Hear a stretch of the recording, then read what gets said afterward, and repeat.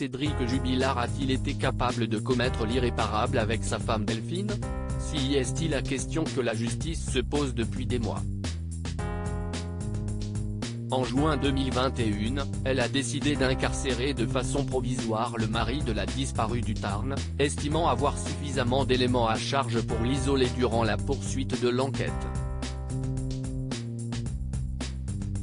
Depuis, le couple qu'il formait avec la mère de ses deux enfants, Louis et Elia, est passé au peigne fin. La relation entre Cédric et Delphine intéresse fortement les enquêteurs car la piste du drame conjugal est la principale. Le psychiatre qui a analysé le suspect numéro 1 a donc posé beaucoup de questions au détenu sur son histoire avec celle dont il ne prononce volontairement pas le prénom. Libération a rapporté des passages de l'expertise psychiatrique. Il l'a rencontrée à 18 ans, elle était légèrement plus jeune, vivait en HLM avec sa mère, il était son premier homme. Les premières années, il l'a trompée, puis s'est dit que c'était la femme de sa vie et a arrêté. Pour Delphine, celui qui a connu une enfance difficile avec un père absent et un beau-père violent décide alors de se prendre en main et passe un CAP de peintre en bâtiment. Mais s'il a pu enchaîner les chantiers et construire leur maison, il dilapide l'argent dans son addiction au cannabis et les jeux en ligne.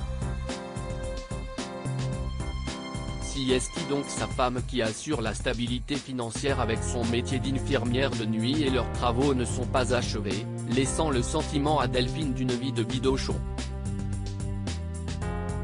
Le couple se délite et un point de non-retour semble atteint lorsqu'une procédure de divorce est entamée, Delphine rêvant d'un foyer stable et serein.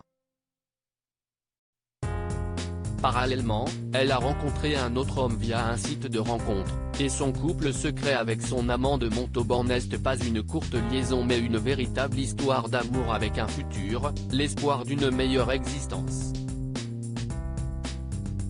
Puis, viendra la nuit où tout va basculer, entre le 15 et le 16 décembre 2020, quand, après une émission regardée avec son fils aîné qui part ensuite se coucher, elle se dispute avec son mari.